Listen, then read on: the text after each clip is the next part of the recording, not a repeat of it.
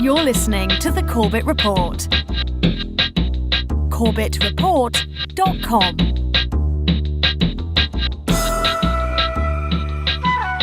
Welcome back, friends. Welcome back to The Corbett Report. I'm your host, James Corbett of CorbettReport.com, coming to you, as always, from the sunny climes of Western Japan, here on this 17th day of July 2020. Welcome to episode 382 of the Corbett Report podcast, Your Body, Their Choice. Now, regardless of your opinion of the validity or applicability of this particular argument in this particular context, there is a reason why abortion advocates have latched onto the phrase, my body, my choice, as their rallying cry. It's because that statement, stripped of all of the baggage that comes with it in that particular context, represents a fundamental, inherent truth, one that we do not need to be taught. We know innately is the truth, namely that I have the claim to my body and what is done to it or what is not done to it. And that is precisely why slavery is not just technically illegal, it is morally outrageous. It is a deplorable thing that we all understand to be wrong. That's why rape is not just illegal, it is wrong.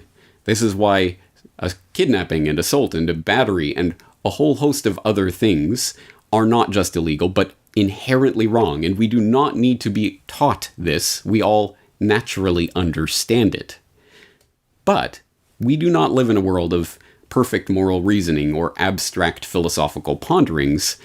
We live in a world of lawgivers and courts and police. And in that world, your bodily autonomy, your body, your choice, no longer exists. One of the things that I've heard today several times is this notion of body autonomy. And I think it's very important that we interrogate that and understand that.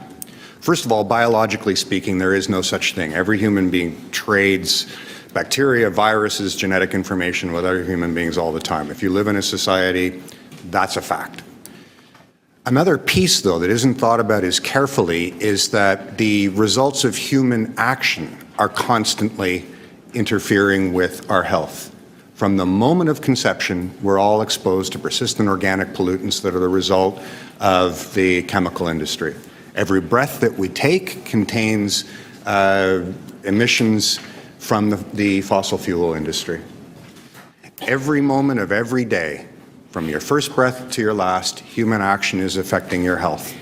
The idea that there's some state you can achieve of bodily autonomy where human actions don't impact your health is a false dream. It's something that if you allow to lead your thinking about how you look at issues like vaccination, you will be led to a wrong conclusion. That was Gord Perks, a city councillor for Toronto's Ward 4 Parkdale High Park District, addressing the Toronto Board of Health's meeting to discuss Toronto public health strategy to address vaccine hesitancy. More on which shortly. But first, let's step back to recognize the innate sense that we have of my body, my choice, has often been upheld and even venerated by the courts. So we could look to really many different legal precedents in many different localities, different jurisdictions throughout much of the world that has been affected by, say, the UK common law system, Canada and Australia and the United States and others. There has been a tradition of this being upheld, and we can look, for example, specifically in the US legal context, since I know most of my listeners are situated in the US, we could look to such US Supreme Court decisions as Union Pacific Railway Co. v. Botsford of 1891, a case in which a passenger on the Union Pacific Railway sued the company for negligence in the construction and care of an upper berth in a sleeping car, which did fail, resulting in head injuries, including rupturing the membranes of the brain and spinal cord and causing a concussion of the same. Now, in this case, the defendant, the Union Pacific Railway, moved the court to order the plaintiff, Botsford, to undergo surgical examination, presumably to determine whether or not the injuries happened or the extent of them. But the court held that, quote, "The inviolability of the person is as much invaded by a compulsory stripping and exposure as by a blow. To compel anyone, and especially a woman, to lay bare the body or to submit it to the touch of a stranger without lawful authority is an indignity, an assault, and a trespass." End quote. Fairly strong statement. We could look, for example, to Schundorf v. Society of New York Hospital from 1914, a case in which, in 1908, a patient was admitted to the Society of New York Hospital with stomach pains. A lump was discovered, and the doctors informed the patient that a further examination involving etherization was going to be required in order to determine the nature of that lump. The patient consented to that etherized examination, but specifically forbade any surgery to take place during the examination. But while they had her under, a lump was discovered and surgically removed. Now, the patient did develop gangrene and had to have fingers amputated after the surgery. So she did sue the hospital and won, with the court deciding that, quote, "In the case at hand, the wrong complained of is not merely negligence, it is trespass. Every human being of adult years and sound mind has a right to determine what shall be done with his own body, and a surgeon who performs an operation without his patient's consent commits an assault for which he is liable in damages." We don't have to go back into the mists of time for these examples either. We can look to more recent cases. For example, Cruzon v. Director, Missouri Department of Health from 1990, a case in which the U.S. Supreme Court heard arguments revolving around the withdrawal of life-saving medical care and ultimately upheld that, quote, "The logical corollary of the doctrine of informed consent is that the patient generally possesses the right not to consent, that is, to refuse treatment," end quote. Now, again, we could find, I'm sure, many, many more examples in U.S. case law and in the case law of many other jurisdictions around the world, but I think the point is made. There are some very strong statements here about bodily autonomy, about the right, the freedom from trespass by others into one's own body, for the purposes of medical treatment or otherwise. But you will note that many of these examples contain embedded weasel words of various sorts. Generally possesses the right, or you'll often see statements about emergency situations, or as authorized by law, or in the interest of the public good, public health, something along those lines embedded in these decisions. And that largely stems from another decision that looms large in the legal history of this abrogation of the bodily autonomy that we're talking about here, namely Jacobson v. Massachusetts. In 1904, a Lutheran minister, Swedish immigrant Henning Jacobson, objected to a Cambridge, Massachusetts Board of Health law requiring all adults to get a second smallpox vaccination or pay a $5 fine.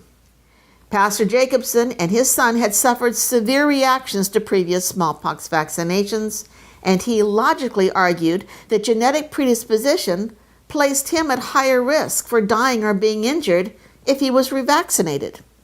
He correctly concluded that smallpox vaccine ingredients were toxic and often caused injury and even death, and that medical doctors were unable to predict who would be harmed.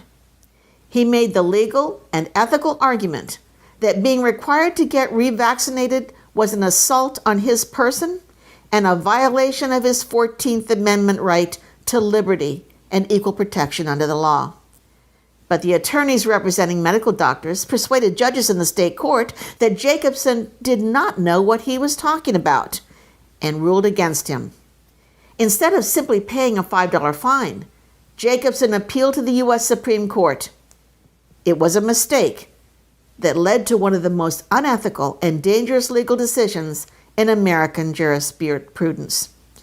In a split decision with one dissenting vote, the court majority, including Oliver Wendell Holmes, said that citizens do not have the right under the U.S. Constitution to be free at all times because there are, quote, manifold restraints to which every person is necessarily subjected for the common good.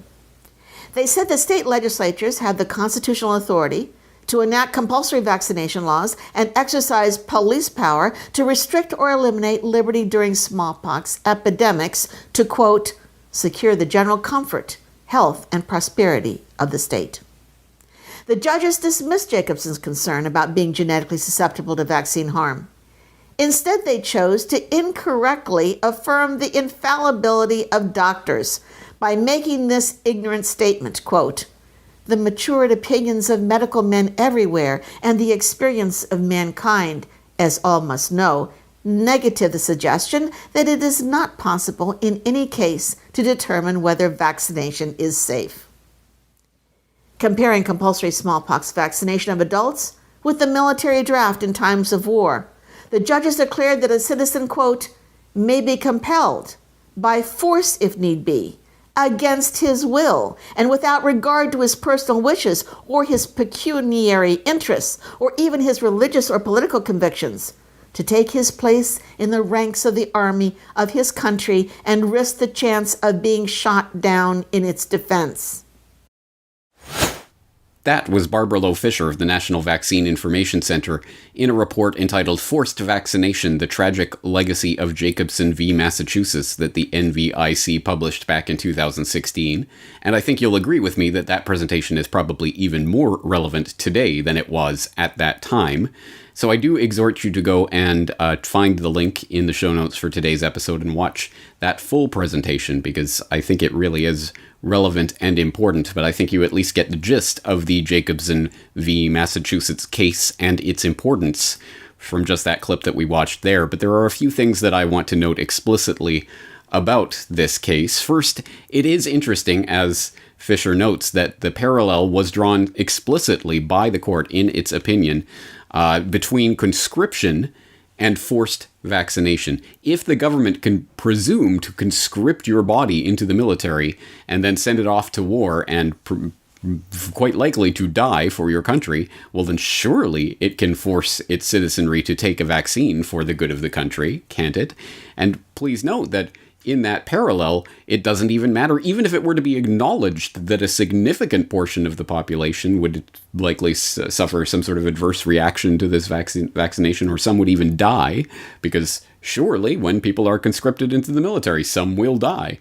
That is absolutely 100% known, and yet it continues to happen.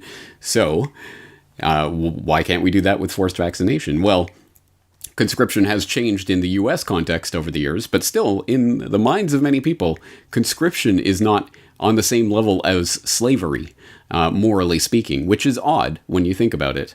But most people don't think about it. And because they don't think about it, well, if we can conscript you, we can force vaccinate you. Yeah, same thing.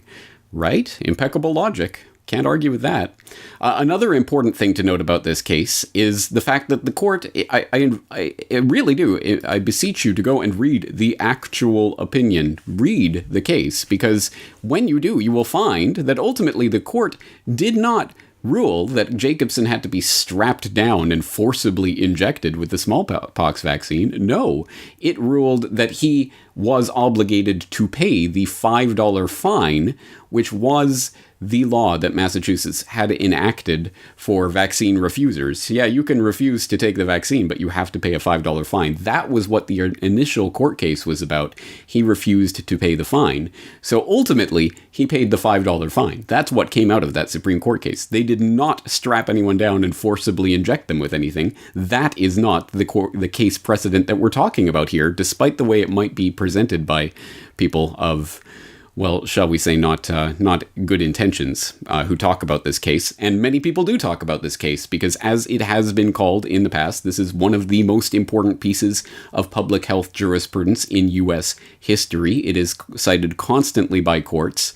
And one particular citation that the Supreme Court made to Jacobson v. Massachusetts that I hope my listeners will be familiar with, because it was presented in Why Big Oil Conquered the World, is the Buck v. Bell decision, written by Justice Oliver Wendell Holmes. You will, I hope, remember the story of Carrie Buck and her forcible sterilization at the hands of the state because she was mentally incapable. She was incompetent. She was an underclass and thus deserved sterilization, which was the opinion of the U.S. Supreme Court. That was Buck v. Bell. And guess what they cited to back up that decision? Guess what Oliver Wendell Holmes cited specifically? I'll read it with a little bit of the context here from his decision.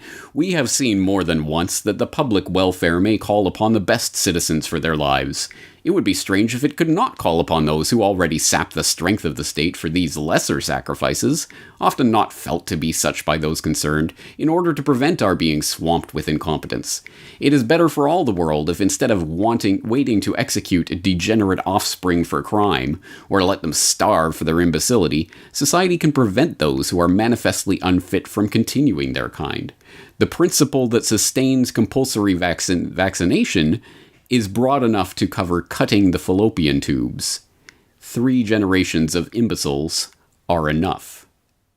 Now, I'm willing to bet that if you know any quotations from any Supreme Court decision, you probably know 3 generations of imbeciles are enough, which of course was a lie. That was absolutely not the case. And again, you can go back to Wybeck Oil for more discussion of that and links to further sources where you can get more involved in that Buck v. Bell case and what the precedent it set and how it was wrong and all of that. But I think the point is, for today's purposes, yes, the principle that sustains compulsory vaccination is broad enough to cutting the fallopian tubes. So if we can forcibly inject you, then, well, we can forcibly cut your fallopian tubes. Why not? We can forcibly do anything we want to your body because the state owns you. And guess what he cites right there, right before the most famous words ever penned, I think, by the U.S. Supreme Court. Jacobson v. Massachusetts. Yes, of course, that's the case that he cites to cite the principle that sustains compulsory vaccination. And then 3 generations of imbeciles are enough. So, yes, this is an important case precedent, and it is obviously going to be, it has been used for for a century plus now, and it will continue to be used by courts to uphold the principle, essentially, that, well, if it's in the public good, if it's the determination of the public health officials that, oh, by the way, you didn't appoint in the first place, then we're going to have to do it. The states can basically do anything they want with your body. That is what is going to be pushed at any rate, even though, of course, again, most people will elide over the fact that the U.S. Supreme Court did not rule that Jacobson had to be forcibly injected, and he was not forcibly injected. He was not vaccinated. He ended up paying a $5 fine for refusing to be vaccinated. So, yes, this case obviously looms large over the entire issue of forced vaccination, which, in case you hadn't noticed, perhaps you've been in a coma for the past half a year. If so, I have some bad news for you. Yes, this is a very relevant case for today's discussion, and it is still being cited, you better believe, by the usual suspects, like the respected lawyer, professional, Alan, I kept my underpants on, Dershowitz. My view is very simple. You cannot be compelled to take a vaccine that's designed just to help you. If we develop a vaccine to prevent cancer or a heart attack, you have a choice. You have a right to die, you have a right to live, you have a right to take the vaccine or not. But if the vaccine is not intended to help you only, it's intended to prevent you from spreading the disease, the fatal, highly contagious disease to other people, then the state has the right to compel you to do it. The Supreme Court held that in 1905 in a case called Jacobson versus Massachusetts when the smallpox vaccine was at issue. And, I grew up during the polio vaccine. I lost a friend who died after being in an iron lung. And our heroes were, of course, Salk and Sabin and the others who invented the vaccine that cured polio. So if the vaccine is safe and if it's designed to prevent the disease from spreading to other innocent people, then you have no choice. Look, theoretically, you have a choice. You don't have to have the vaccine. You can just be quarantined in your house for the rest of the pandemic. What you don't have the right to do is not have the vaccine come out and contaminate me. As I put it in a different context, every American has the right to inhale a cigarette, but you don't have the right to exhale it in my face. The right to swing your fist ends at the tip of my nose, and the right to infect your lungs with COVID-19 ends at the area around my nose, my eyes, and my mouth. So that's my civil liberties position in a nutshell. You see, everyone, Perfectly reasonable. Yes, Alan, I met Maxwell through the Rothschilds, so take it easy on her. Dershowitz isn't going to forcibly inject anyone with anything. He doesn't want to strap him down and stick a needle in your arm. No. You're perfectly free to refuse the vaccine. It just means you'll have to be quarantined inside your home for the remainder of the pandemic. And how long will that be exactly? When will the pandemic be declared over? When coronaviruses generally, or SARS-CoV-2 in particular, are finally admitted to be endemic and will never be eradicated? No, well, maybe not. Maybe the pandemic never ends. Anyway, just trust the health officials when they declare it over. And you'll just have to stay inside your home until that happens, right?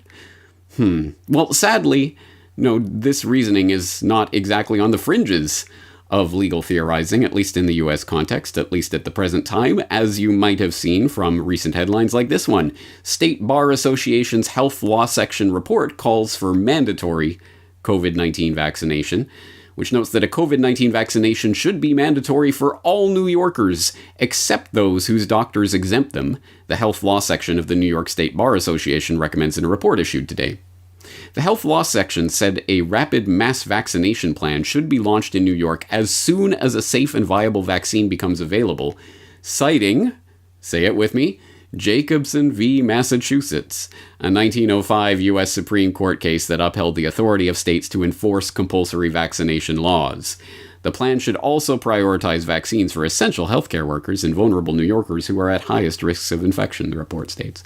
So, of course, you see, as always, the mixture of the stick, they will beat you over the head, you will accept this, we can enforce mandatory vaccine laws, as well as the carrot of, well, look, we'll give it to the health workers and important people first to make you desire it. Won't you clamor for this potato? You might remember from a recent propaganda watch. Even more sadly than the fact that this is the state of the conversation, the legal conversation that's taking place in the United States right now, is that this is the same conversation that's taking place virtually all around the world right now. For example, in Australia, where there was a recent op-ed from the esteemed federal Labour senator for Victoria, Raf Ciccone, who wrote, "New COVID-19 restrictions will be needed for anti-vaxxers." Quote, "To anti-vaxxers I have one message. Our tolerance for your willful ignorance is over. We cannot afford, morally or economically, to give any ground to those who choose not to be vaccinated against COVID-19. Let me be clear. I'm not advocating that we vaccinate people against their will. That would be wrong. We must ensure that the safety of our community is the number one priority. That means that participation in everyday life cannot put others at risk. If you do not want to be vaccinated against COVID-19, you ought to bear the consequences of that decision. As a community, we should consider to what extent we allow organizations to prevent those who object to being vaccinated against COVID-19 to enter their premises, participate in their activities, and, in some circumstances, seek their employment. Governments have gone some way to doing this by implementing policies such as withholding family tax benefits and preventing children from being accepted into child care unless vaccinations are proven. Further restrictions would be a natural extension of these policies. Restaurants could be allowed the right to refuse entry to those who are not vaccinated against COVID-19. Businesses, especially those involved in the care or service of vulnerable communities, might be allowed the right to refuse employment to those without a COVID-19 vaccination. Organizers of mass gatherings could deny the sale of tickets on this basis. End quote. I'll, of course, throw in the link to the full editorial so you can go and read it for yourself. But you see the way this debate is now being framed. It's perfectly voluntary. It's just that we will make sure that it will be harder and harder for you to participate in public life in any form, including and up to discrimination against hiring you for employment if you do not have proof of your vaccination. It's the same debate that's happening in places like Germany right now. We get this from Deutsche Welle. WHO, anti-vaccination campaigns threaten global health. And somewhere down in the middle of that article, it says, quote, German MP Karl Lauterbach of the German Social Democratic SPD party said in an interview with newspaper Die Welt on Monday that he would advocate making vaccinations mandatory. Lauterbach said he would bring up the issue with the German health minister Jens Spahn with the hope of starting the discussion. The SPD politician believes such a nationwide conversation is needed because the previous campaigns in favor of voluntary vaccination have proven to be insufficient. Karen Mogg, spokeswoman for the parliamentary CDU-CSU group on health policy, approached the subject with more caution. Mogg said that although she sees opponents of vaccination as a major health risk, an assessment of countries with compulsory vaccination policies should be carried out to see if it could work in Germany. She referred to France and Italy as the primary cases. If it turns out that the two countries are successful in introducing compulsory vaccination, we should also discuss compulsory vaccination in Germany, said Mogg. So you see, again, the tenor of this conversation that the reasonable position in Germany right now is that, well, we'll just see if mandatory vaccination works out elsewhere in the EU, and then we'll start doing it to our citizens. Oh, how reasonable. And unfortunately, this is very much the tenor of the conversation, as I say, that's taking place around the world right now, including in places like my home and native land of Canada. All right, so this is the big question. As we know, we're all waiting for a COVID-19 vaccine. So when and if it's ready, should it be mandatory? A new Leger poll indicates that 40% of Canadians do not think it should be mandatory. What about you? Well, I want to first go to Cassandra, who wrote to us on Facebook, and she said, I'm very pro-vaccine, but the idea of a vaccine that's been rushed and no long-term effects that have been documented make me very nervous. And I'm not sure I'm comfortable with injecting that into my body or my children. And Cassandra, I feel like, you're inside my head because I feel very similarly. I'm very pro-vaccine, but this kind of global rush to find this shot, it does make me nervous. I wonder if it will be tested as vigorously in terms of not only safety, but efficacy. Ultimately, if we get to the point where it's like the flu shot is right now, which again, I'm pro flu shot, but it's kind of the message that we've been getting every year is it may help, or it does help, but it's not a guarantee that you won't get it. I'm not sure if that was the message that was given once this vaccine is invented, that I would necessarily be super enthused if people were saying, yeah, and you must take it. It's that little piece there. Ultimately, though, I think if there is a vaccine, I will do what the majority does, because I hate that person who basically kind of is like, oh, you know what, I'll let everyone else deal with the vaccine and then they'll protect me. I think that person is morally bankrupt. It's interesting because all sorts of people are weighing in, Sin, including Karen on Facebook. Karen says, very difficult to say voluntary when we live in a universal healthcare system. If I get a shot and it costs the system $100 and my neighbor doesn't and gets sick and that costs the system $50,000, that's not right. It's an interesting take on it, Karen. And I think, is it really optional? Like, think about this scenario, okay? They say it's optional, but by not taking the vaccine, all of a sudden you can't travel. Because at borders or at airports, at security checkpoints, they're asking to see proof of you having the vaccine in order for you to get on a plane. What if work is impacted? What if your employer says, you know what, if you're going to be in this building every day, you need to be vaccinated? What if you can't get into stadiums, sports arenas, concerts, because before you walk through those doors, they say, guess what? We need to see proof of a vaccination. Like, that's kind of what I see ahead. So, voluntary, but maybe not voluntary. Yeah, it's funny because it's almost like saying, sure, you can have a choice to not have it, but it doesn't mean that you're going to be able to walk around life the way that you did before. What an interesting conversation. And from a mainstream Canadian news source, but it does raise a lot of the pertinent issues surrounding a very interesting, and no matter what side you're on, a very sticky and thorny theoretical issue about public health. For example, of course, they raise the point that even self-identified pro-vaxxers balk at the idea that they are going to be asked or forced, potentially, to inject themselves with a untested, experimental, or not adequately tested, experimental, rushed vaccine. That, don't worry, just put it in you. It's an emergency. Throw out all the rules. Throw out all caution. Just do it, and we'll sort out the consequences later. Even the most pro-vaccine type people hesitate a little bit at that idea.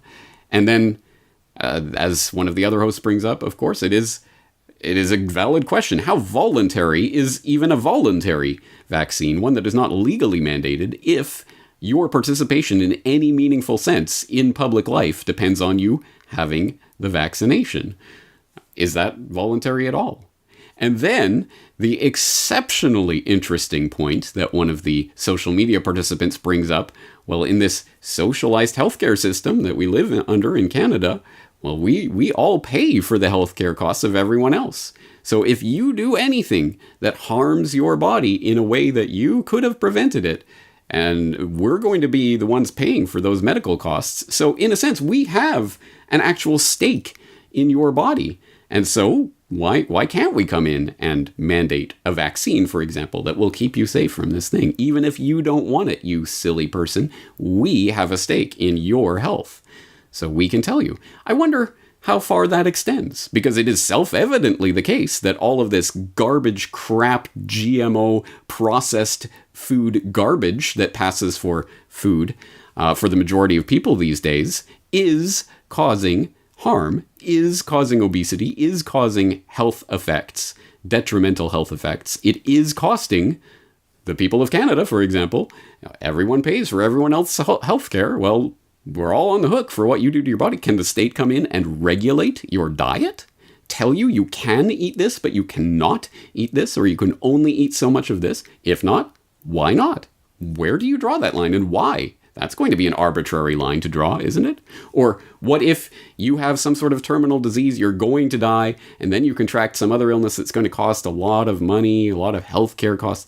Well, we're all paying for those healthcare costs, but you're going to die anyway. What, we can extend your life by a couple months, maybe?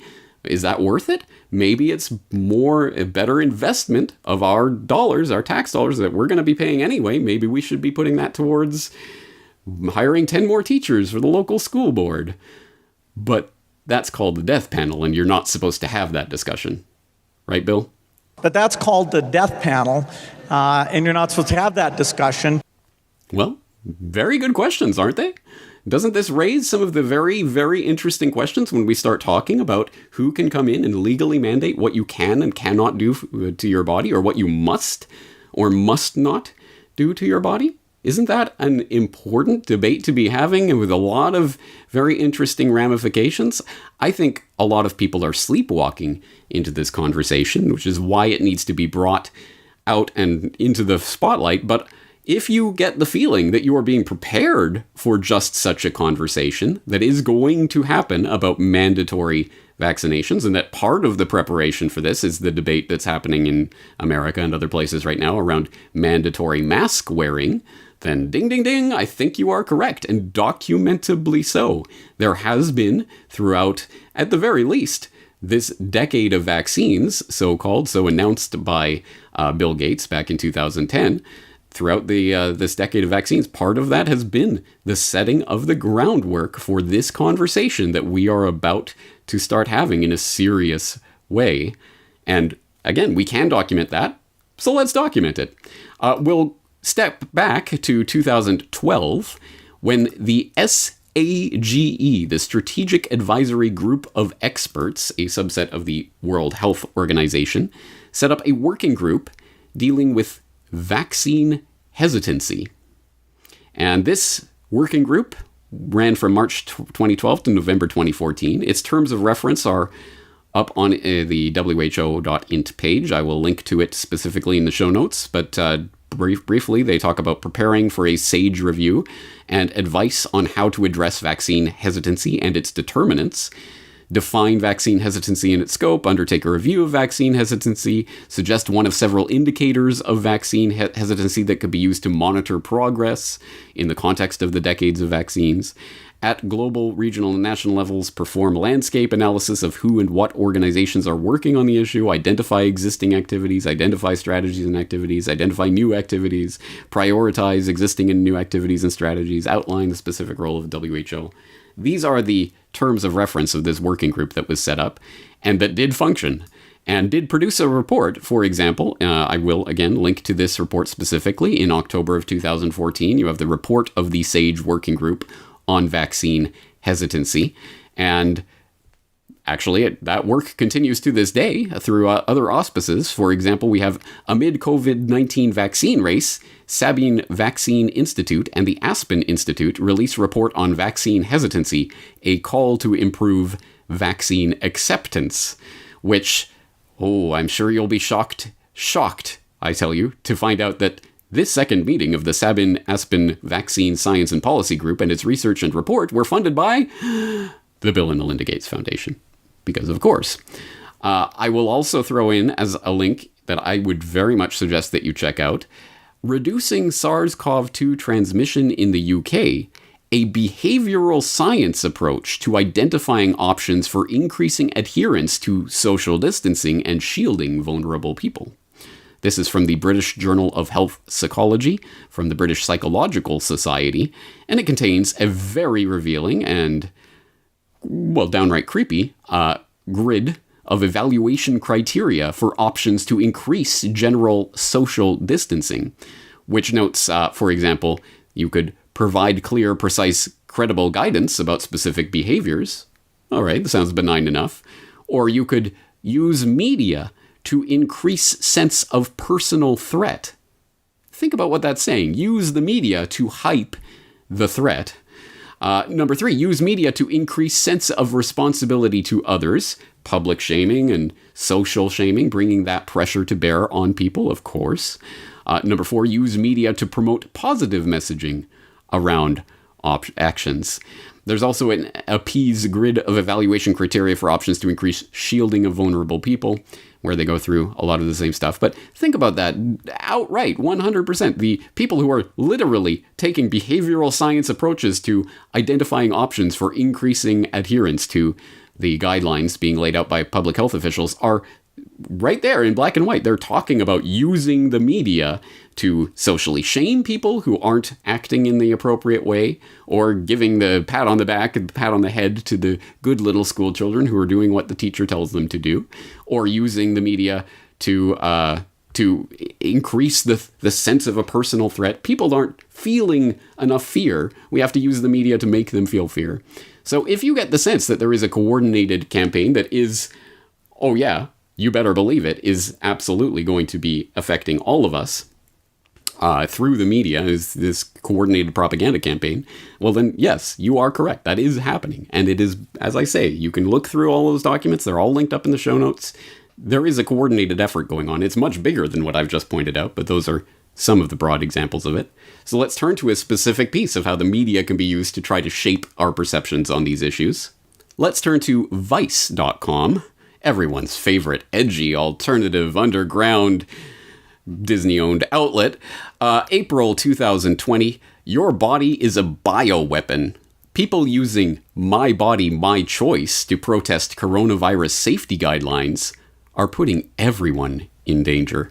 And this article starts out by talking about the then ongoing, oh my God, it's the end of the world. There are people protesting the lockdown movement. And they point out that, for example, one photo of this protest stands out. A young woman holding a small American flag and a white poster showing a crossed-out surgical mask and emblazoned with the words, My Body, My Choice, Trump 2020. It's just the latest instance of people co-opting the abortion rights rallying cry as if it's a clever gotcha, that it's somehow hypocritical to support both people's right to choose to have a medical procedure and also requirements that protect public health, like wearing face masks, face coverings during a pandemic. Anti-vaxxers have famously weaponized the language of choice in an attempt to prove their case that refusing vaccination is simply exercising their right to control their bodies. It's unsurprising that anti-vaxxers also had a presence at Saturday's event, holding signs that read, "Vaccine mandates violate bodily autonomy." Such groups have been concerned for weeks that the pandemic will lead to mandatory vaccination. Simpletons. But choosing not to wear a mask or not to stay home is extremely unlike the choice to have abortion. My Body, My Choice can neither be applied to vaccinations or emergency orders to prevent the spread of COVID-19. Abortion is entirely a personal decision that, and this is key, doesn't affect the health of your neighbor, or your grocery store clerk, or your bus driver, or your unborn baby. Oh, sorry. No, I don't think she said that. Abortion is not a public health issue, while measles and coronavirus absolutely are. Your body, in other words, is a disease vector. Think about that, and think about the headline of that article. Your body is a bioweapon. That is the biosecurity paradigm, the new political paradigm of this is the new war on terror. It's now the war on the invisible enemy. We have entered the biosecurity paradigm, and that phrase is it in a nutshell. Your body is a bioweapon. It has to be regulated by the state, because you are a bioterrorist. Know it or not, you are a potential bioterrorist. And if they say they have detected the presence of a virus in your body, or even suspected you were in contact with someone who was infected with this virus, therefore, your body is a bioweapon. We can regulate you in any way we want. And in order to allow us to release you from this prison that we're constructing around you, this contact tracing prison, well, you'll have to have the vaccine. And this is it. And if you dare to try to use the My Body, My Choice slogan, no, that only applies to abortion. That does not apply to what we can or cannot put in your body. Of course we can choose to vaccinate you if we say we can. And if you think that's a one-off, no, Vice is on a kick. This just from a couple of weeks ago. Anti-vaxxers stole My Body, My Choice from the abortion rights movement, which makes essentially the same points, basically saying this isn't about the My Body, My Choice. This is about what's happening in a pandemic, and it's a completely different thing. But this is just one example, and I'm sure everyone out there can point to other examples that you have seen in the media of how this debate is going to be framed. So, here's where we start to get into the reality of the upcoming idea of mandatory vaccinations, because we know it is in the cards. And here is an example of how it is going to be framed so that it can be then legislatively introduced. This is from the New England Journal of Medicine, just a couple of weeks ago, June 26, 2020. Ensuring uptake of vaccines against SARS-CoV-2. It starts by saying, as COVID-19 continues to exact a heavy toll, development of a vaccine appears the most promising means of restoring normalcy to civil life. Perhaps no scientific breakthrough is more eagerly anticipated. But bringing a vaccine to market is only half the challenge. Also critical is ensuring a high enough vaccination rate to achieve herd immunity. Concerningly, a recent poll found that only 49% of Americans plan to get vaccinated against SARS-CoV-2. One option for increasing vaccine uptake is to require it. Mandatory vaccination has proven effective in ensuring high childhood immunization rates in many high-income countries. However, except for influenza vaccination of healthcare workers, mandates have not been widely used for adults. And then it goes on to address this problem and then say that we believe that 6 substantive criteria should be met before a state imposes SARS-CoV-2 vaccine mandate. Namely, Criteria 1, COVID-19 is not adequately contained in the state.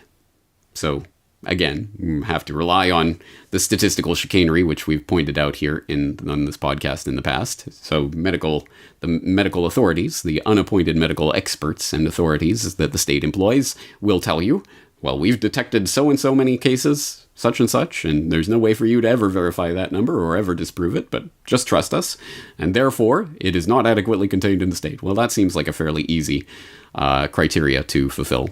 The second one, the Advisory Committee on Immunization Practices has recommended vaccination for the groups for which a mandate is being considered. For those not in the know, the ACIP is a committee of the Center for Disease Creation and Propaganda. So you better believe they do not meet many vaccines that they do not like. And just as an example, just because this is the most mainstreamy place you could go to Wikipedia on ACIP, and you'll see on their recent recommendations the story about Pfizer and Novartis lobbying to make their serogroup B meningococcal vaccines recommended for everyone in the 16 to 22 age group. And just read through that little story of how that got recommended. So, yes, the ACIP is not going to be a particularly significant obstacle to ensuring that a vaccine is recommended for this or that age group or demographic.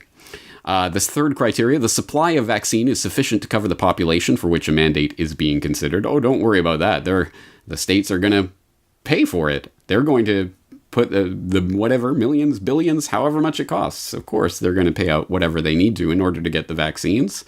Oh, and when I say they, of course, that means you, because you are the taxpayer, so it's ultimately you who's paying for the privilege of being vaccinated. Available evidence about the safety and efficacy of the vaccine has been transparently communicated. Well, of course. I mean, look, Moderna has already passing their tests of their new mRNA vaccine for COVID-19 with flying colors. It's already showing that they've stimulated an immune response. Now, over half of the patients have developed some sort of adverse event reaction to the vaccine, but don't worry, most of those adverse events are not particularly serious, unless you're in the group that was receiving a large dose, in which case there was a significant percentage which had serious adverse reactions. But don't worry about that. Anyway, it's proven. And of course, all the mainstream headlines are, Moderna vaccine is proven, it's working, it's stimulated the immune response. And they tend to leave out that adverse reaction finding. But anyway, criteria... Or what are we on? We're on 4, I believe. 5, sorry. The state has created infrastructure to provide access to vaccination without financial or logistic barriers, compensation to workers who have adverse effects from a required vaccine, and real-time surveillance of vaccine side effects. So don't worry, the state will make sure that one way or another, you won't be indebted for life as a result of taking this vaccine. They'll find a way to make sure that it can be paid for. And oh yeah, it will require real-time monitoring of side effects. So, I mean, there will be some sort of monitoring and surveillance that goes along with this, but that's for the public good. And then the final 6th criteria for making mandatory vaccine laws. In a time-limited evaluation, voluntary uptake of the vaccine among high-priority groups has fallen short of the level required to prevent epidemic spread. So don't worry, we won't have to mandate it if 99% of the public takes it voluntarily. But if you guys don't, we'll come along with the laws. Don't worry. So these are the 6 criteria, which, on its face, it's just ridiculous. There's no way that the vaccine will fail these criteria when it is introduced. You better believe it. So here you go. And why is this important? It's just a New England Journal of Medicine op-ed. Who cares? Well, as Corbett Report guest Rosemary Frey was talking about recently, the Ontario adopted a bunch of recommendations from the New England Journal of Medicine because, well, we don't have the time to come up with our own advisory body and our own ideas. So let's just take these from the New England Journal of Medicine. Go watch that interview or rewatch or re-listen to it if you forget about that detail. But yes, these types of op-eds or articles, whatever you want to call them, in places like the New England Journal of Medicine can have very real consequences, legal consequences and ramifications. So look, they're already setting the framework for how they will justify putting in these vaccine mandates. And of course, the first step of this is mask mandates and other things. That is the first step of this fight, but it's really just to set the groundwork and the precedent and to open up the conversation so that they can start to address it in the way that they want. Now, this is the point where we arrive at the point where, okay, James, we get it, but what do we do about it? And this is the point where I have to remind you, I am a reporter. I am not here to tell you how to live your life. I am not here to solve your problems for you. I am not a father or a mother. I'm not a wizard. I'm not a god. I can't snap my fingers and make this situation go away or resolve everything for you. I cannot tell you this is the way. You do this and you will be protected. That is ridiculous, and you know it. So do not look to me to solve your problems for you. But as a reporter, I can tell you what people are around the world are doing and the way different groups are organizing and different efforts that are ongoing so that you can see ideas, emulate them if you like, adjust them to your own situation or locale, join them if they happen to be in your local area, and hopefully add something positive to this mix. So on that note, let's start looking at some of the ways that people are out there addressing this issue. And we'll go, before the COVID-19 hype began this year, we'll look at the development of this vaccine hesitancy idea and the ways that it's being addressed. As I say, it was developed, this whole process of identifying criterion and determinants and reviewing and finding ways to deal with them that has already been worked out at the international level through the WHO, through the SAGE group. That's already been worked out, and now it's being worked out at the local levels, because just like UN Agenda 2030 and other such things, there's the overarching plan, but it's enacted in local venues so that it all has that local feel to it. And as an example, we just saw at the beginning of today's episode, the Toronto Board of Health having a hearing to address vaccine hesitancy. And we saw the types of presentations that they were listening to on that note. So I will refer you back to that complete 3.5 hour video where there are a number of presentations about vaccine hesitancy and how the Toronto Board of Health is planning on addressing it. And there was, for example, an introductory presentation from one of the doctors talking about what is vaccine hesitancy and what should we do about it. So you can get a lot more information from that. But let's turn back to an earlier Toronto Board of Health hearing on vaccine hesitancy, because it's a topic they keep coming back to, from earlier in 2019, where previous Corbett Report guest Rosemary Frey was addressing the hearing about some of the reality behind this idea of vaccine hesitancy and what's really behind the push to mandate vaccines. Hi, thanks for letting members of the public speak. My name is Rosemary Frey. I know a few of you are here. I have an MSc in molecular biology from the Faculty of Medicine at the University of Calgary, and I was a medical writer and journalist for 22 years.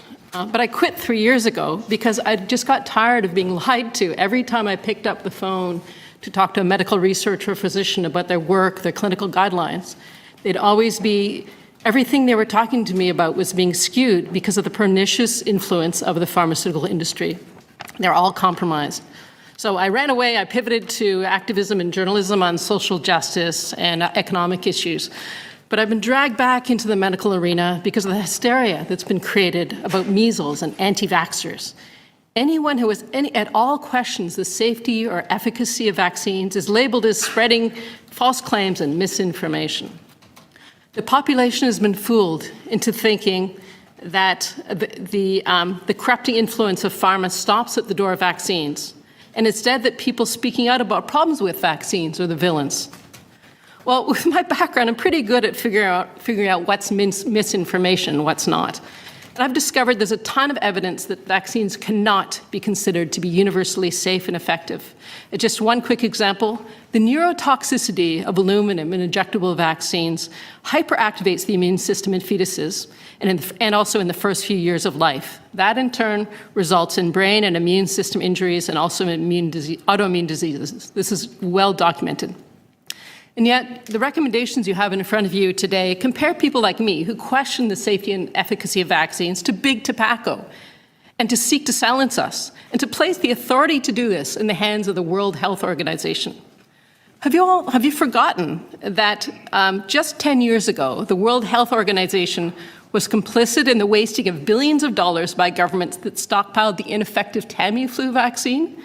That decision was based on misinformation from the WHO. And this information was written by people who were paid by the distributors of Tamiflu. It's well documented, including in this book, Medicines and Organized Crime, How Big Pharma Corrupted Healthcare by Dr. Peter Gutsch, who may have heard of the Cochrane collaboration, which is one of the fairly well-regarded evidence-based databases and analyses on medicine. And I've also seen, there's other pillars to this. So there's the World Health Organization is complicit in not telling the truth and actually with drug companies. I've also seen firsthand how the media, unfortunately, are also complicit. It's kind of shocking. I went to an editor that I've written for recently and I said, look, I'd like to write an article about how there's lots of information about vaccines and how they're great, but why is no information allowed by public health or by the media talking about adverse events, just like any other area of medicine? There's like salmonella was in the paper the other day talking about how many are hospitalized. You don't hear about the real adverse events. And he said, well, vaccines are safe and effective. And I think, is this working? Yes. And he said, actually, and also, pharma companies don't make any money off vaccines. So what's the big deal? And that was a very odd statement. I looked at his background, and in fact, he has had in dealings with pharma companies in a previous organization he dealt with. And also, he's a very smart, well-read person. If you take 2 seconds, you can find lots of information about the fact that vaccines are huge money makers for pharma. They're the top sellers for many of them. It took me 2 seconds to find this Financial Times article documenting operating margins of 25 to 30% for vaccine manufacturers and billions in profits for the big four vaccine makers, Pfizer, GlaxoSmithKline, Merck, and Sanofi. And check the lobbyist registry records for the province and the feds, and you'll see they're full court press to get these vaccines through. We pay for them. And we also pay for the public health for these education sessions. And if this is, tell me whether this is really truthful information coming from public health. This is the information from the session in the video. Aluminum, mercury, and formaldehyde and other additives in vaccines and they make the vaccines safe by keeping the vaccines pure and stable before they're given to people. Aluminum salts are added as an adjuvant to strengthen the effectiveness of the vaccine. Adjuvants help stimulate the body's response to the vaccine, which results in getting faster, stronger, and longer-lasting immunity to a disease. With the information, where it's talking about adverse events, it's all pure. You can tell this is largely influenced by pharma. I've seen it before in my career for dozens of years. So if you allow these regulations you're just coming up on 5 minutes. I'm going to ask you to wrap up in a sentence. Yeah, I will. Thank you. Thanks, Joe.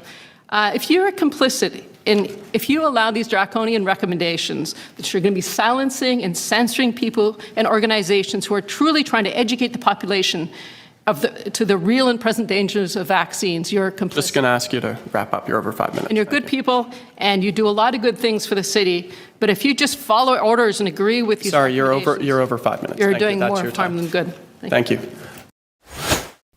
Once again, that is Rosemary Frey, previous guest on the Corbett Report. I'll throw in the link to our previous conversation so you can go and check that out. But that is one example of engaging with the local boards and the local meetings that are the places where these types of things ultimately get decided. And although there is obviously cynicism out there about the process of engaging in such conversations and how useful it is, it should be noted that this is a war of attrition, and we only lose if and when we give up. So, for example, here's an example of a win that will never be reported as such, but it does make its way into the mainstream feeds and disappear quite quickly. But this from CBC News just last month. Mandatory vaccination bill defeated 22-20. Proposed legislation to strengthen mandatory vaccination rules for school children in New Brunswick has been defeated in the provincial legislature. Education Minister Dominic Carty's bill to eliminate religious and philosophical exemptions from the requirement for vaccinations was defeated 22-20 in a free vote among all four parties in the legislature. It goes on to say there are people who make decisions based on evidence on both sides of the House, Carty tweeted after the vote, and those that don't. But Alliance leader Chris Austin said Carty failed to win over a majority of MLAs because he brought us incomplete information to fix a system that nobody says is broken. So, regardless, this political debate is not necessarily always going to result in defeat for the side who are opposing this mandatory vaccination.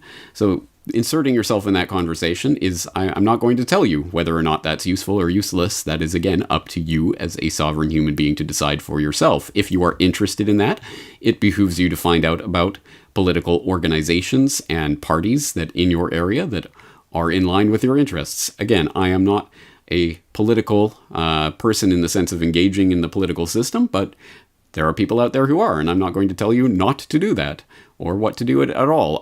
For example, I just got an email from a listener who was promoting the New Zealand Public Party, which has such things on its issue page as we will ensure that public health and safety is a prime mandate. So they will establish a legal framework where people's right to safety is a primary goal over corporate profits, such as 5G, fluoridation, vaccines, pharmaceuticals, poisons, 1080, electromagnetics, industrial products and waste, consumer products, food products. Again, if this is something that you're interested in, if you are in New Zealand, I will throw in the link so you can check it out.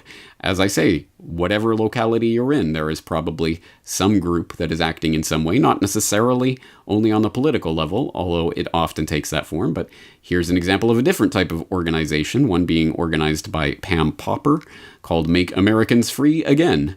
And you can go into the page. Again, I'll include the link, and you can read the spiel, and they're about voting issues and supporting local businesses and homeschooling resources and lawsuits and activism. And on that front, there are legal challenges to these various measures that are taking place around the world. For example, in my home and native land of Canada, this coming from vaccinechoicecanada.com, press release, legal challenge to COVID-19 measures filed in Ontario's Superior Court.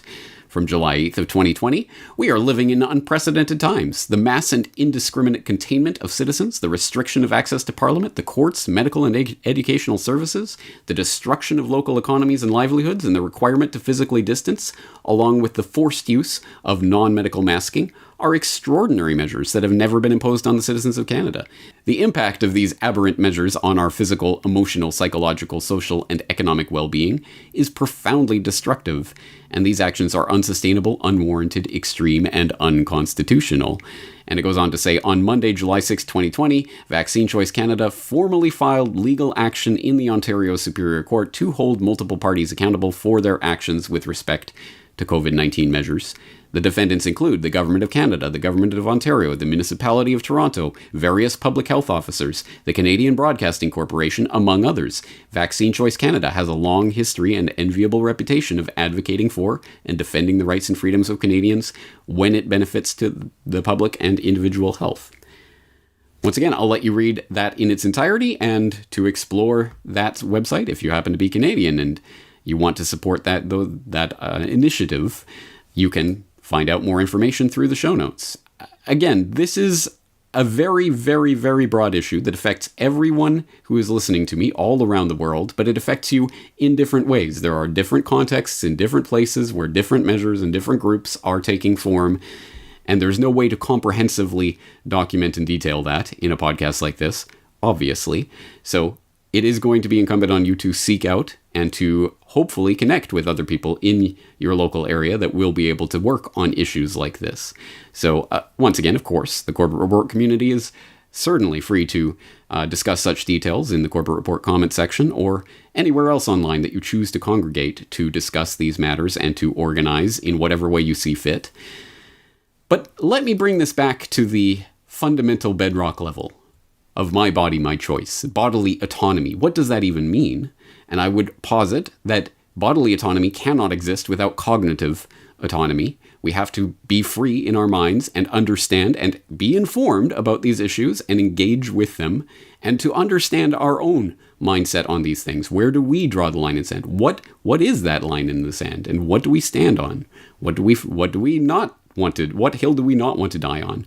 And what will we accept? What won't we accept? These are fundamental bedrock issues that you might recall I was talking about back in the subscriber newsletter back when this generated crisis really got kicked off in March. I did Your Guide to Surviving a Crisis, where I did note amongst the various measures that I was talking about, one of them, have plans in place for different eventualities. Part of that is simply making a list. Start stating what it is that you will do, what it is you will not do, and what you will do when it comes to that point of something you are trying to be forced to do something that you don't want to do. What will you do? What won't you do? How will you prepare for various eventualities? It is good to articulate that, not just think about it in a woolly way. Write it down. Have a plan in place. What will you do? What will you stand for? What will you not stand for? What will you do when you get to that line in the sand? How will you avoid getting to that line in the sand? Again, unfortunately, I can't do that thinking for you. I can only point to what other people are doing and ask you to reflect on it for yourself.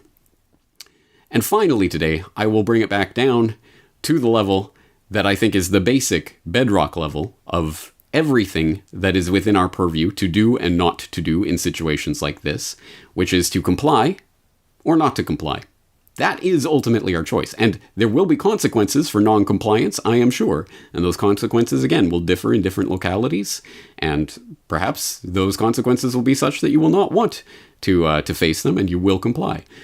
Again, that's a choice everyone's going to have to make. But you're going to have to really understand what that choice is and that it is a choice. You can choose to comply or not to comply. And that is what it comes back down to. This is something that I stressed recently in my recent conversation with Keith Knight on the politics of obedience, the 500-year-old wisdom of Etienne de la Boétie. Exceptionally important at times like this. It's something that I've talked about, for example, in film literature in the New World Order, and then there were none. an exceptionally important work. Freedom, I won't. Again, very bedrock ideas. I've talked about this before. Lessons in resistance, non-compliance. These are important issues, and I stressed it again with James Evan Pilato in New World Next Week, just this past week, talking about Serbia and the people revolting there and saying no, not complying with the orders. These are things that we're going to have to cogitate on, and obviously I'll be circling back around to this topic again and again, but it is something that I think we need consciously in the forefront of our minds, and I think we also need to wrestle with the real ethical issues involved that are brought up here. What is bodily autonomy? Is there a line where you can draw, where you can say, no, you cannot do this because you will endanger other people, or you must do this, or you must not do that? Who gets to draw that line? In what way? Unless you are very clear in your own thinking on these things, how will you be able to articulate that to anyone else? Because, as I say, this conversation is going to happen, and the other side has been funded by billions of dollars from gigantic foundations and even entire nation states, and there's been all sorts of discussion and preparation for this. Behavioral scientists have been scheming out the best way to introduce these ideas to you and to the general public. So the deck is stacked against us. We better start thinking about these things and engaging in this conversation. And today's episode is to open up this conversation explicitly so that we can start engaging in it in a meaningful way. I hope the resources that I've put on the table today are useful for you. If so, of course, they are available at corbettreport.com/mybody. If you go there, you can find every single document, video, everything that I've cited today, and you can start exploring these issues for yourself. And coming down to the question, is it my body, my choice, or your body, their choice? James Corbett, corbettreport.com.